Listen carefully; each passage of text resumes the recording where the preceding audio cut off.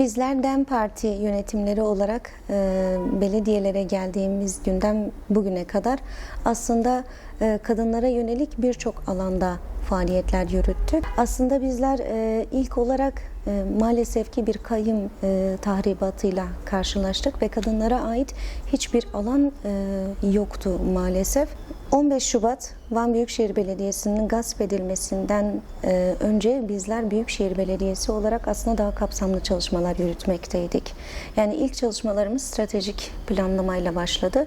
Bizler stratejik planlamamızı oluştururken 2025-2029 dönemleri arasında aslında kadın özgürlükçü fikriyatımızı yansıtma ve bu anlamda toplumda var olma, aslında toplumun yarısı olduğumuzu, bizler de karar mekanizmalarında aslında söz sahibi olacağımızı bildirdik ve bunun üzerine çalışmalarımızı bu yönde devam ettirdik. Stratejik planlamada aslında her ilçede, her mahallede kadınların ne istediği, belediyelerden demokratik yerinden dönüşümü nasıl sağlayacağımızı biz halkla birlikte planlamaya başladık. Kadın alanında da bunun çalışmalarını yaptık ve gerek mahallelerdeki kadınlara gerekse de sivil toplum kuruluşlarıyla bir araya gelip kadınlarla birlikte kenti inşa etme sürecini tamamladık ve sonrasında Büyükşehir Kadın Meclisi olarak çalışmalarımıza başladık. İlk olarak aslında bizler Edremit Belediyesi ile ortak olarak Şamiram Kadın Yaşam ve Dayanışma Merkezi'ni açtık ve burada kadınların yaşam örgütlülüğünü birlikte örme planlaması gerçekleştirdik ve açılışımızı gerçekleştirdik.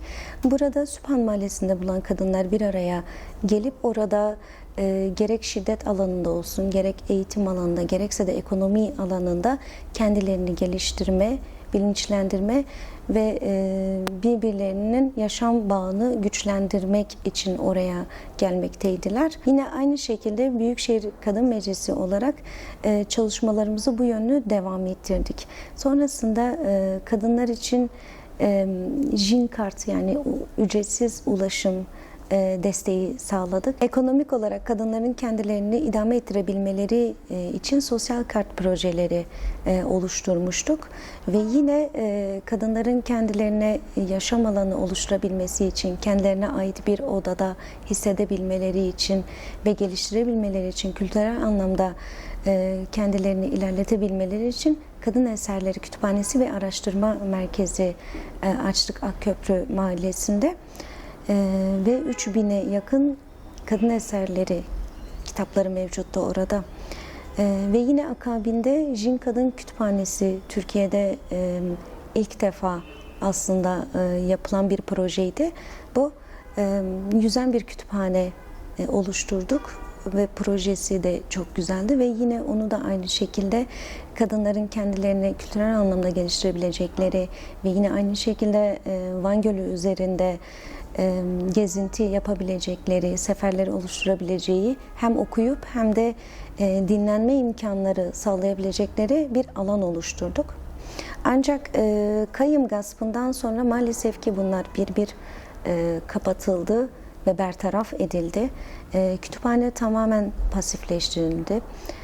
Kadın Eserleri ve Araştırma Merkezi maalesef ki araştırma bölümü kapatıldı ve yerine Kur'an kursu olarak faaliyetini devam ettirdi.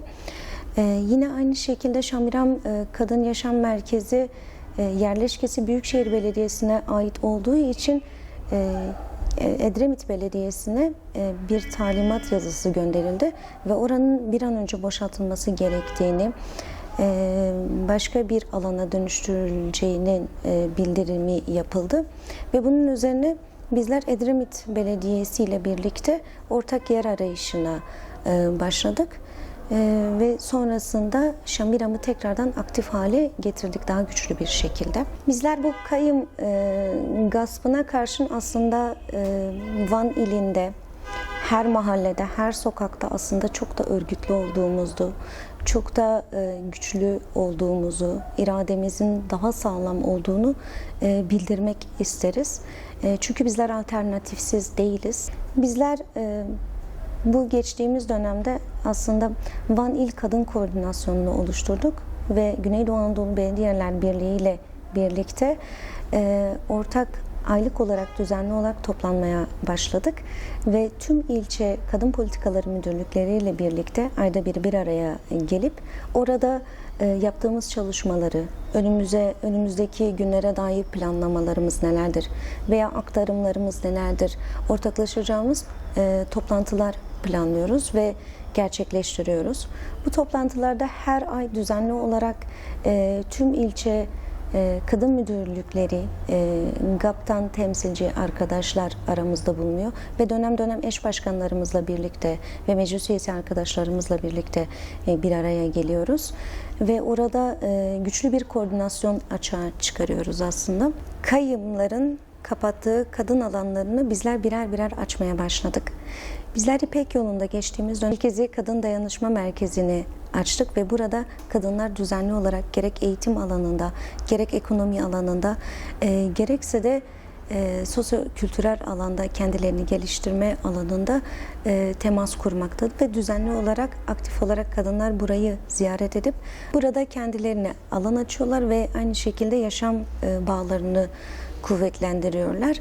Tuşba bölgesinde HEBUN dayanışma merkezini aktif hale getirdik ve aynı zamanda yaşam merkezi olarak da atölye çalışmaları devam etmekte ve burada da Tuşba'da bulunan kadınlar başvurularını yapmaktadırlar. Gürpınar'da Destar Kadın Dinlenme Merkezi ve aynı zamanda dayanışma merkezi olarak çalışmasını yürütmektedir. Destar Dinlenme Merkezi'nde ve aynı zamanda dayanışma merkezinde kadınlar oraya gelerek birbirleriyle dayanışma içerisindedirler ve yine aynı şekilde başvuruları olan kadınlar da orada değerlendirilmekte ve takibi yapılmaktadır. Erciş'te geçtiğimiz ay Delal Yaşam Merkezi ve Dayanışma Merkezi açtık. Çok büyük bir yerleşke aslında, çok da güzel bir yerleşke. Orada hem kadın eserleri kütüphanesi yer almakta hem de kadın emeği pazarı bulunmakta. Yani hem şiddet alanında bir yandan başvuru ve aynı şekilde psikolojik olarak destek sunulurken aynı zamanda da kadınların ekonomik olarak kendini güçlendirebileceği atölye alanları oluşturuldu ve yine emeklerini pazarlayabilecekleri bir emek pazarı oluşturuldu.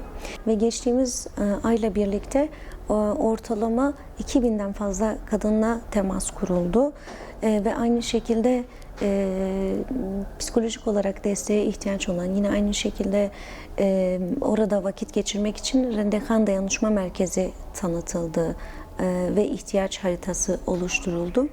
Saray'da Seraf Dinlenme Merkezi ve aynı zamanda dayanışma merkezi oluşturuldu ve geçtiğimiz ayda yine 7 köye temas kuruldu ve orada da ortalama 40 ve 50 kadınla birlikte yine atölye çalışmaları gerçekleştirildi. Çaldıran'da Zerif Hatun Dinlenme Merkezi. Burası çok aktif bir yer. Hem merkezi olmasından dolayı ve kadınlar orayı gerçekten çok sahipleniyor ve ortalama en az günde 20-30 tane kadın burada temas kuruyor ve birbirleriyle bir araya geliyorlar.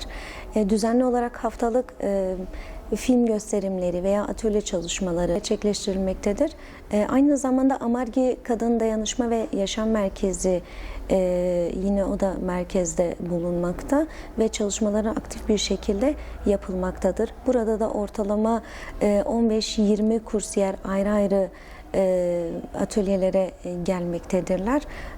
Yine aynı şekilde şiddet başvuruları da alınmaktadır. Amargi Dayanışma ve Yaşam Merkezi'nde aynı zamanda kadınların ihtiyaçları da karşılanıyor. Mesela durumu olmayan çölyak hastalarına yardım desteği sağlanmaktadır. Ve yine aynı şekilde sosyal ve ekonomik anlamda dar gelirli olan kadın arkadaşlara da destek sunulmaktadır. Psikolojik olarak destek veriliyor aynı zamanda. Muradiye'de Sinem Khan Dinlenme Merkezi ve aynı zamanda Dayanışma Merkezi aktif olarak faaliyet yürütmekte. Burada da saha çalışmaları düzenli olarak yapılmakta ve Kadın Politikaları Müdürlüğü'nde yer alan kadın arkadaşlar düzenli olarak saha çalışmalarını gerçekleştirmektedir. Ortalama yine geçtiğimiz dönemle birlikte 3000'e yakın kadınlarla temas kuruldu ve şiddet alanında olsun, ekonomi ve eğitim alanında başvuruları alınmaktadır yine ihtiyaç halinde. Yavaş'ta Tamara Kadın Dinlenme Merkezi ve Yaşam Merkezi aynı şekilde açtık geçtiğimiz dönemde ve burada da düzenli olarak atölyeler yapılmakta ve kadınlarla temas kurulmaktadır.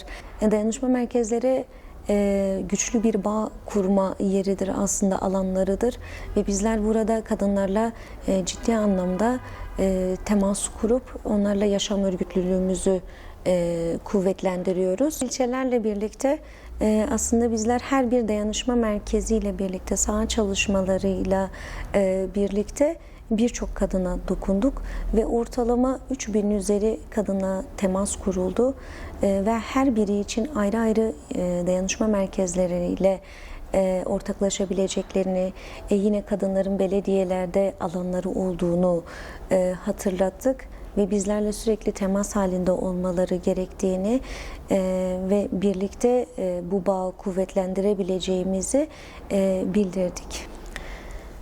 Demokratik yerel yönetimlerin merkez kurulu kararı ile birlikte bizler tüm ilçelerimizde meşe fidanları dikeceğimizi ve bunu da kadın eliyle yapmamızı bildirmiştik. Biz kadınlar, kadın yaşamdır, yaşam meşenin 1000 yıllık köklerindedir dedik ve tüm ilçelerimizde meşe fidanları ve meşe tohumları diktik ve toprakla kadın eliyle buluşturduk ve tüm ilçelerimizde kadınlarla birlikte bir araya gelip meşe fidanları diktik. Bu anlamda ekolojik olarak da kadının temas edebileceği, toprakla buluşabileceği ve kadın ormanlarının oluşabileceği alanlar yarattık.